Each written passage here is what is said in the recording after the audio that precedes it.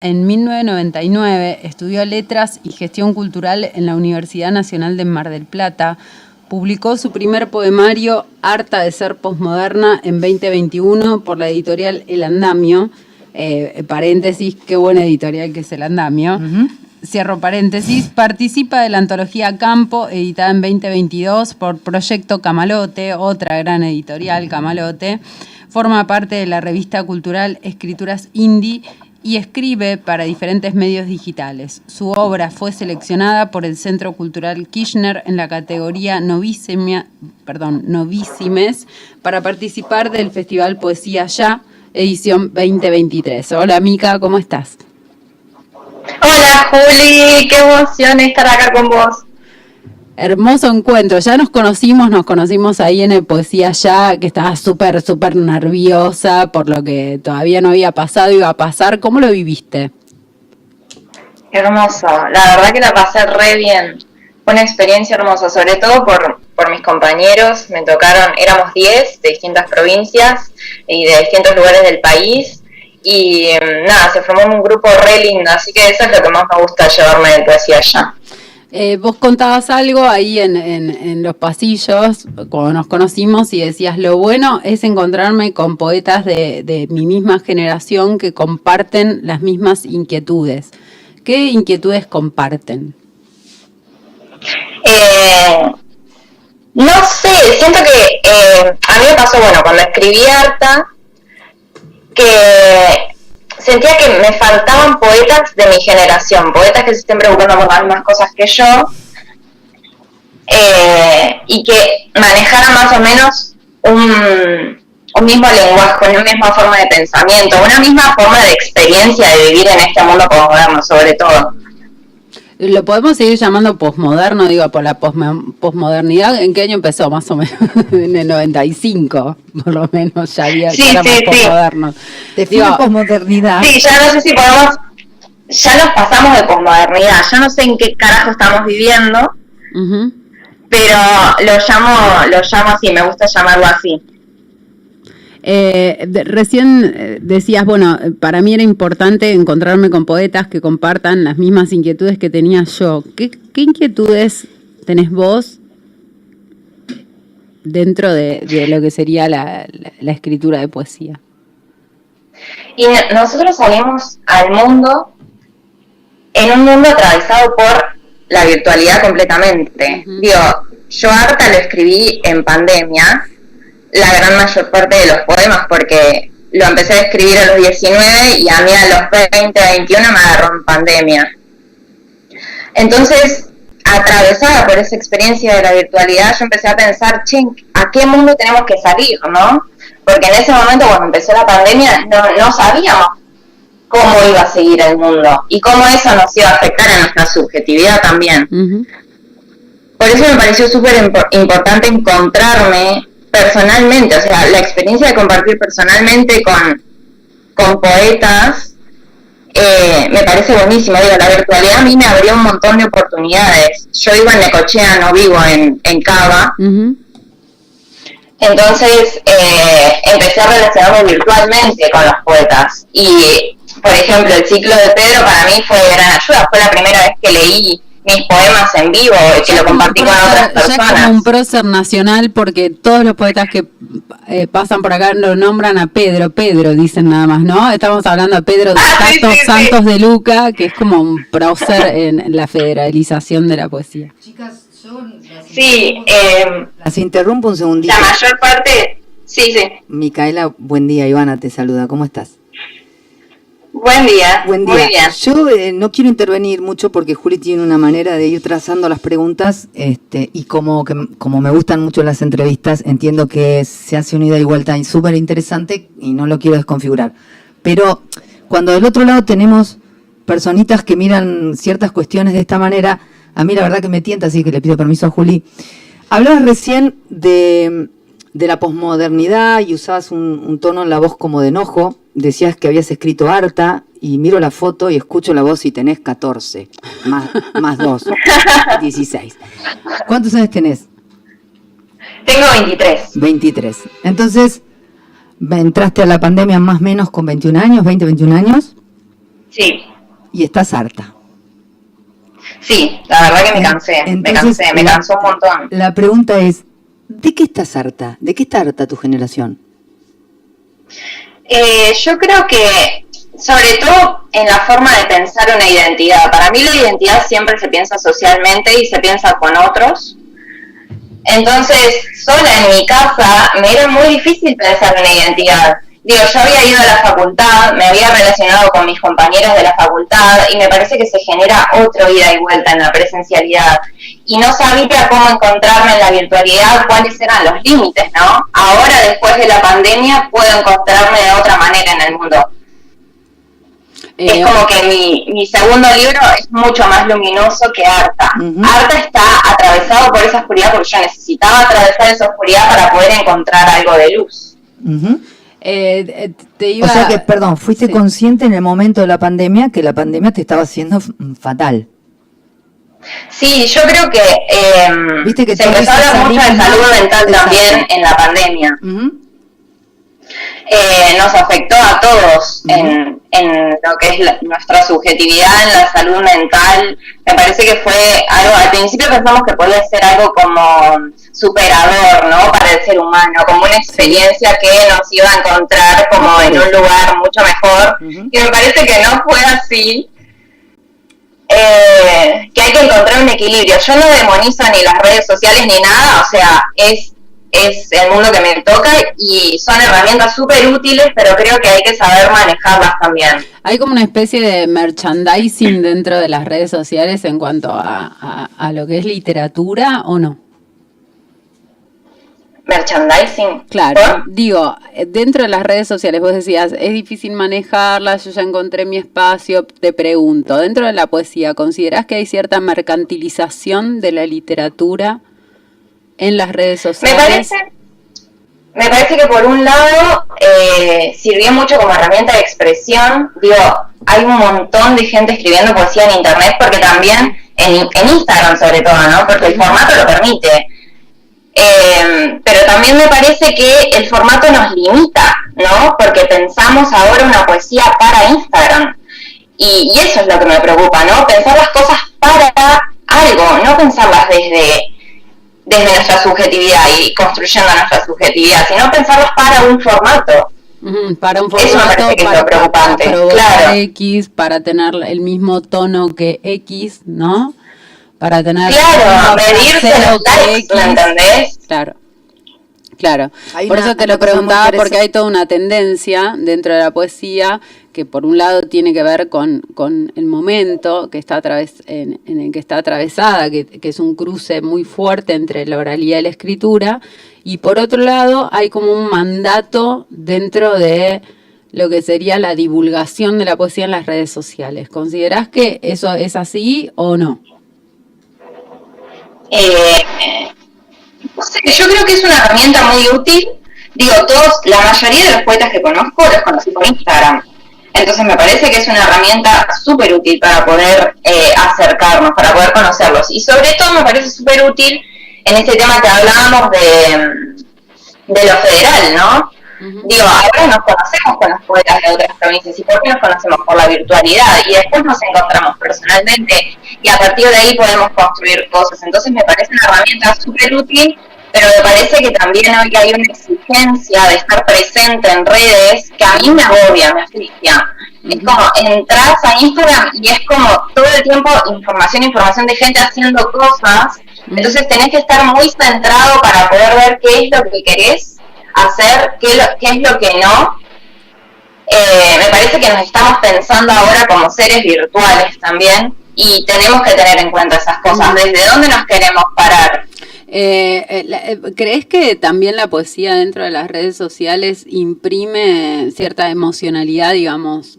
Viene a decir que se configuran ciertas emociones en la poesía. ¿Crees que hay temáticas, hay modos de abordaje, hay tonos que también están configurados desde ahí? Configurados desde la virtualidad, claro, ¿sí? Desde Instagram en particular. Sí. Y yo creo que, o sea, un poema te entra en una foto de Instagram, ¿no? Entonces, pensar, los poetas pidiendo perdón por publicar un poema largo, ¿entendés? Eso es lo que a mí me perturba. ¿Cómo nos tenemos que adaptar a estas nuevas formas y cómo también nuestra estética se configura bajo esas formas? Incluso, Mica, la emoción se configura porque hay que elegir hasta las palabras. Una palabra corta en lugar de una palabra larga, en algún punto empieza a decir otra cosa, ¿no? Y terminamos configurando. El poema para mí se confirma en eso, en pensamiento y emoción. Y no podemos vender ese poema a Instagram, ¿entendés? Seguramente debes estar al tanto, lo contamos, se lo contamos a los lectores. El año pasado salió a la preventa el libro de ensayos de Claudia Massín, Curar y Ser Curados, donde habla de la poesía, digamos, y entre las cosas que vuelve a afirmar, porque ya lo dice en varios de sus poemas, dice: la poesía es desobediencia. ¿Coincidís con ese concepto? Sí, coincido ampliamente. Me parece que la poesía, lo que hace el poema es salirse del sentido común. Esto lo escuché de Marcelo Díaz en un taller que dio de la Biblioteca Nacional. Uh-huh. Él dice que el poema tiene que salirse del sentido común. Uh-huh. El sentido común es muy fácil de enunciar porque están todas las frases hechas. El poema, en cambio, quiere decir algo que si no fuera por el poema sería imposible decir, porque está atravesado por tu subjetividad, por tu emoción, y eso es muy propio de cada poeta, y eso es lo que hace a su estética también. Uh-huh. Se comparte una experiencia de vida en el poema. Marcelo Díaz, cuando pasó por acá por la radio, hablaba de la poesía o la escritura o la literatura. Lo voy a parafrasear mal, pero pueden ir a escuchar ahí la entrevista a Spotify. Hablaba de magia. ¿Crees que hay algo en torno a lo mágico? Sí. Lo mágico es muy amplio. Me encanta pensar en la poesía como magia. En el sentido de me parece que ¿no? En el sentido de esas mezclas que la poesía puede traer, en ese, no me sale la palabra en este momento, pero en este armar pociones, ¿no? Hacer de alquimistas, sí. Ahí me salió la palabra. Sí, tenés que encontrar las palabras justas, o sea, todo en el poema construye sentido. Está muy condensado el sentido en el poema. Entonces tenés que pensar exactamente qué vas a poner, qué palabra vas a poner, toda palabra es importante. Entonces me parece que sí que es una especie de poción, o se podría pensar también como, no sé, como una torta, ¿no? Uh-huh. Que tenés que medir exactamente cada cosa que vas a poner, la medida de harina, la medida, porque si no, no te sale bien, ¿entendés? Uh-huh. Pese yo creo que hay un trabajo muy fuerte con la palabra. Pese a todo y sin embargo, la torta nunca sale como uno quería, ¿no? Es difícil que la torta te salga como querés, requiere mucha práctica, creo. Se desborda también, en el punto. Digo, ¿el poema desborda la intencionalidad del autor o no? Para mí el poema parte siempre de una emoción, ¿no? Uh-huh. Y trabajás sobre esa emoción. Digo, me parece que los poemas no tienen que ser catárticos. En un primer momento sí pueden ser catárticos, uh-huh. Porque vos estás dejando que la emoción corra con la frecuencia que quiera correr. Uh-huh. Pero después está el trabajo con el pensamiento y con el poema, que me parece que también, es la parte más importante para mí de la poesía, trabajar el lenguaje. Por supuesto. Pero todo esto que estamos hablando, que es divino ahora que tenés 23 años y es hermoso escucharte a los 23 años con estas concepciones, ¿surgió en algún momento en tu vida? ¿Cuándo surgió esta impronta de, bueno, voy a escribir o me fascina la literatura? La literatura me fascina de muy chica en sí. O sea, siempre fui muy artística, por decirlo de alguna manera. Vos me dejabas de chiquita con una hoja y lápices y yo me pasaba horas. Después eso se tradujo a la expresión escrita. A los 8 años yo empecé a escribir cuentos. Uh-huh. Y a los 15 me encontré en la biblioteca de casa que había libros infantiles, porque mis papás no son de leer mucho, no eran. Ahora los introduje en el mundo de la literatura y ahora mi mamá lee un montón. Pero en ese momento no había mucho. Cuando estudia letras siempre anda como evangelizador, ¿no? No es que no es porque no te guste, sino no encontraste qué, ¿no? Uno anda así en la vida. Sí, y buscar con esa persona qué es lo que le puede llegar a gustar para que empiece a leer, ¿no? Uh-huh. Muy pesada, no hay que ser así tampoco, pero bueno. O sí. Decías recién, a los 15 me encontré en la biblioteca de mi casa haciendo ¿qué? Encontré un libro de Pablo Neruda, el más común, ¿no? 20 poemas de amor y una canción desesperada. Lo empecé a leer y dije, no entiendo una goma de lo que está pasando acá, necesito entender qué es lo que está pasando, qué me está queriendo decir, no entiendo nada de lo que me dice. Entonces ahí empecé a buscar en el diccionario las palabras que no entendía y a incorporar vocabulario hasta que lo entendí. Cuando lo entendí ya pasé a otro libro y a otro y empecé a escribir naturalmente. Uh-huh. O sea, que tu puerta de acceso a la poesía fue Pablo Neruda, podríamos decir una cosa así, el libro puente. Sí. Ajá. Interesante, ¿no? Porque Pablo Neruda generacionalmente estaría más corrido para atrás, ¿no? Pablo Neruda es más de nuestra generación, que por ahí que nacimos en el 70 y pico, y bueno, Pablo Neruda, Alfonsín Storni, ¿no? Eran como los que nos traían de la mano. Pero de leer Pablo Neruda pasaste a estudiar letras. Sí. ¿Qué te pasó con la escritura de poesía y la carrera de letras? ¡Oh! ¡Qué pregunta traes! Muy fuerte. O sea, yo cuando empecé letras me metí tanto en el estudio que no dejé de escribir. Uh-huh. Y eso me parece terrible de la carrera de letras, porque lo he hablado con muchas personas que salen de la carrera de letras. Y estamos todos muchos dejan. Estamos todos a todos les pasa lo mismo. Con lo mismo, sí. ¿Por qué crees que nos pasa eso? Perdón, les hago una pregunta a las dos estudiantes, ¿no? En su momento. ¿Ningún profesor tuvo la amabilidad de decirte escribí un poema? De decirles, van a empezar a anularse y toda la parte creativa van a sentir que la pierden. Es un proceso el que hay que pasar, ¿no? Nadie anduvo por ahí en la facultad. En mi caso no sé, en el caso de Micaela. ¿Mica? No sé, y a mí me llama, en mi caso no tampoco, y me llama mucho la atención porque muchos entran a la carrera de letras porque quieren ser escritores. Uh-huh. Sí, claro, porque quieren manejar el instrumento, básicamente. Claro. Uh-huh. ¿Qué cambiarías? ¿Qué cambiarías en la carrera para decir, bueno, que tenga, digamos, la formación crítica que tenemos en la carera? Hago un paréntesis porque hay siempre cierta creencia que la formación crítica es decir lo que el otro hace mal. No. La formación crítica es analizar, bueno, cuál es el estilo de un autor, digamos, dentro de qué movimiento se enfoca, cómo podés leer determinado texto de diversas maneras, cuáles son las herramientas que tomás teóricas para leer de una manera o de otra. Pero digo, más allá de la formación crítica en letras, ¿cómo incorporarías esta formación? Porque digo, en letras nos forman para literatura, digamos, para ser lectores críticos de literatura. ¿Cómo incorporarías la escritura de literatura dentro de la carrera?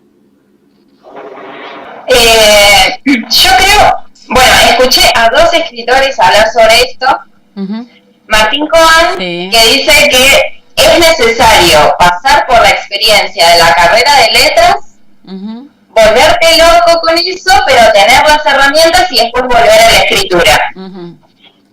Y después está la perspectiva de Betina González, que dice, no, tenemos que luchar contra eso para poder meter la emoción, el campo de la emoción en la literatura y en la carrera de letras. Uh-huh.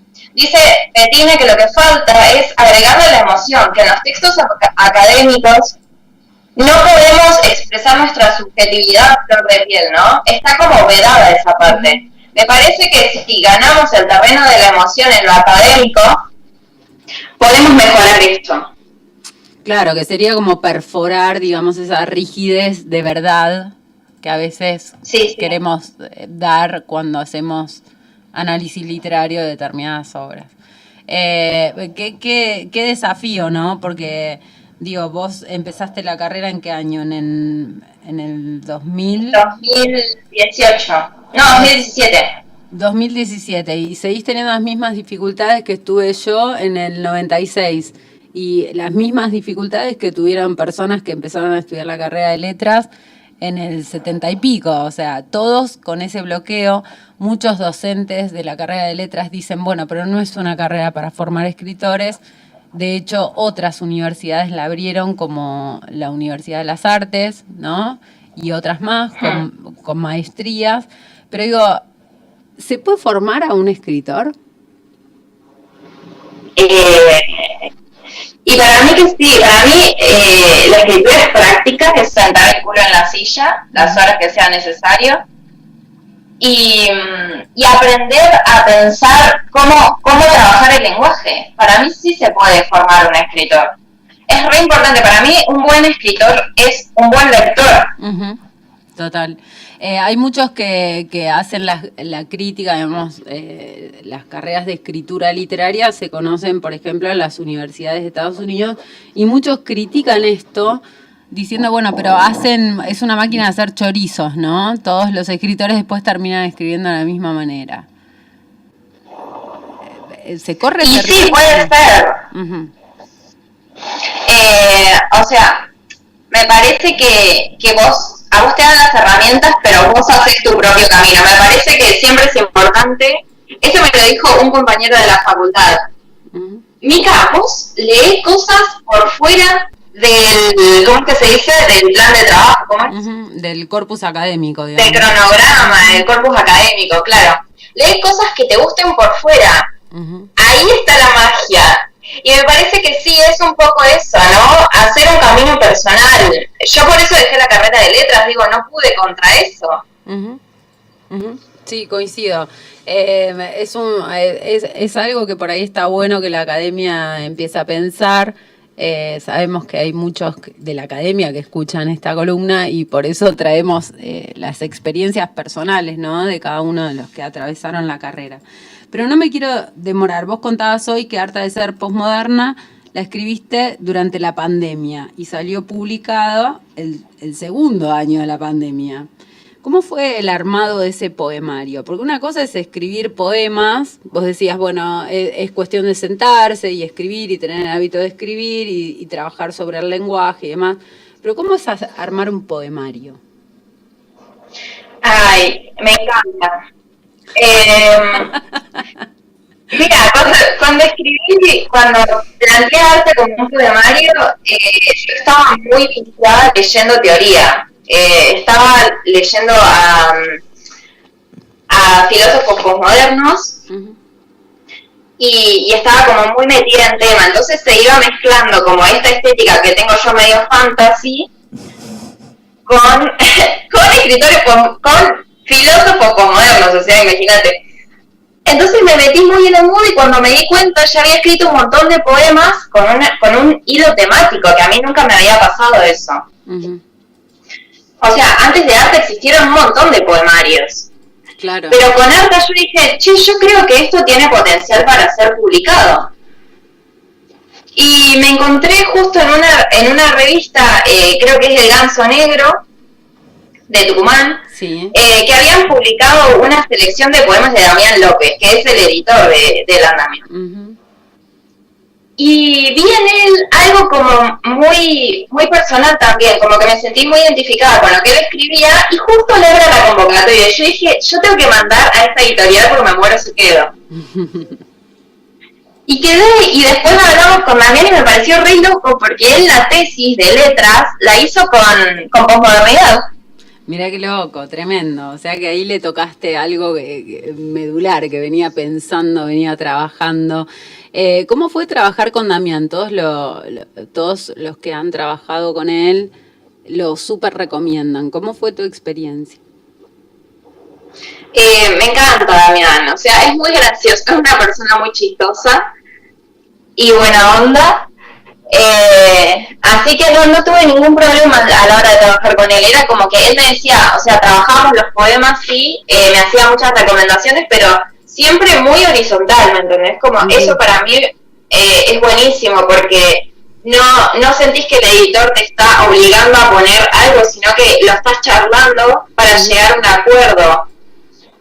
Y hay cosas que yo quería dejar que las dejamos, y hay cosas que me dijo que me parecieron súper útiles y las cambié. Así que fue un trabajo re lindo con el que hice con Damián. Ahora contabas que hay otro poemario más luminoso. ¿Podemos saber algo de este nuevo poemario? Sí, de ese poemario leí en el Poesía Ya. Es un poemario en el que estoy trabajando hace 2 años más o menos. Y se llama El tamaño de una casa. Entonces va más a lo íntimo, ¿no? Como que Arta es como una mirada más social, una mirada más del mundo, de salir al exterior, y este segundo poemario va más a lo íntimo, ¿no? ¿Qué me está pasando por dentro y cómo me relaciono yo con el mundo a través de esa subjetividad? Va mucho a mi infancia también, y a la conexión con la naturaleza. Mica, ¿tiene editorial ya o todavía te falta laburarlo más? No, o sea, lo tengo que mandar. Estoy esperando que salgan convocatorias, o tendría que mandarlo. La verdad que estoy colgando bastante, pero tengo ganas de publicarlo. ¿Cuál es la diferencia entre armar este primer poemario que salió publicada y este segundo poemario? ¿Considerás que es diferente? ¿Considerás que en un punto te volvías repetitiva? ¿Considerás que...? Considerando. ¿Qué experiencia diferenciadora entre uno y otro? No, me parece que son poemarios muy diferentes, que no me estaba repitiendo para nada, porque parecen escritos por 2 personas diferentes. Pero sí hay como una unidad temática. Digo, la esencia del poeta como que se nota, y más en estos últimos 2 poemarios que he escrito. Digo, en los anteriores era como más experimentación. Digo, mis poemas de los 15 son muy diferentes a mis poemas de ahora. Pero me parece que ya hay como más un perfil estético, ¿no? Al que me estoy acercando. Como que tampoco quiero decir estoy en un perfil estético, ¿me entendés? Como me parece que lo lindo es acercarse, bordear esos límites. Más lo estético, ¿no? Que nunca se termina de construir en un punto. Claro, por eso. Bueno, nos quedan unos 7 minutos más o menos, pero yo no quiero que los oyentes dejen de escuchar lo que escribís. Obviamente. Así que te pedimos que estos 7 minutos los llenes con tus poesías, lo que vos quieras. Bueno, dale. A ver.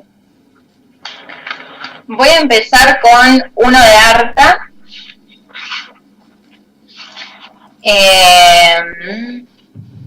Fábrica de sueños. Dale. Un filtro de Instagram que bañe de brillantina todo el paisaje.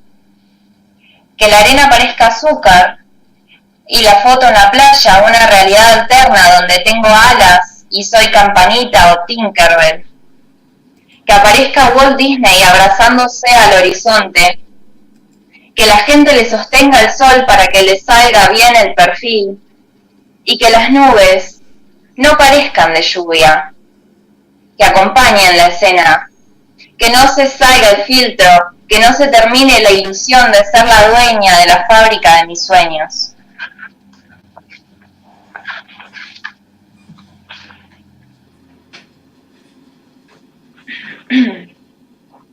Ahora voy a leer este, que es mi favorito de Arta, porque trata mucho el tema de la identidad, ¿no? De la construcción de la identidad en este mundo, y se llama Succionada por el centro de las cosas. Dale. Ir hasta el centro de la tierra, perforar la mente hasta encontrar una pasión. En el centro de las cosas nunca llueve, no pasa nada, un extracto de quietud se expande hacia la nada. No hay gravedad, y me desplazo entre las cosas asumiendo mi carácter suspensivo. Suelto palabras que quedan en el aire, armo poemas con partículas de aire suspirado, y me arranco los pelos para formar letras que contengan mi ADN. Tengo tanta necesidad de darle forma a mi existencia que ya me arranqué las pestañas para hacerle faldas a las moscas y le saqué la lengua al viento para que sienta la textura del rechazo, la expresión del odio. Me corté las uñas y formé pequeños poemas sobre cosas grandes. Hablé con ellas del mar. El centro de mi ser engulle construcciones amorfas de tierras prometidas y moldea ilusiones de un futuro solo con partículas de aire, asumiendo mi carácter suspensivo. Hay esencias que flotan soñando concretarse y ojos que miran a los albañiles de la palabra, pico y pala del yo y el ser, y todos los otros que no soy o podría ser en el centro de las cosas. Tremendo. ¿Cómo vamos de 23 tiempo? años, yo no puedo creer, no puedo Sí, creer. no sé. Vamos bien, vamos re bien. Vamos con uno más, si ¿Hubo algo querés. químico entre tu mamá y tu papá? Aparte de la química, digo, otra cosa química. Vamos con un último, si tenés ganas. Pero antes de leer este último, contanos si se consigue el Arta y dónde. Sí, Arta se consigue por el Andamio Ediciones, así aparece en Instagram, el Andamio Ediciones. Se lo piden a Damián y se los manda. Genial, buenísimo. Así que todos los que escucharon a Mica y tengan ganas de tener su poemario, van al Instagram del Andamio Ediciones y ahí lo pueden comprar. Escuchamos un último poema. Bueno, vamos con un último poema del nuevo poemario.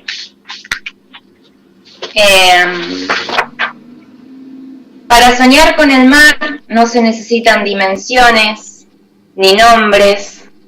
La experiencia marítima en el sueño es solo agua, entendida a través de frecuencias y desencuentros. El sonido solo sirve para hacerme sentir que ruge o que descansa. Las gaviotas solo pasan para que yo las mire. La costa en el sueño solo sirve para medir los límites de mi cuerpo con el mundo. Mis ojos hacen fuerza por acercarme a la orilla y cada vez me alejo más. Nacen islas y canales para tomar conciencia del espacio. El mar en mis sueños se traga todas las cosas que no puedo dejar ir. Al final de la noche, cuando baja la marea, me acurruco en un pocito que hice con mis manos y el mar me abraza, formando un cerco en la arena. Me invita siempre a ser parte del mundo.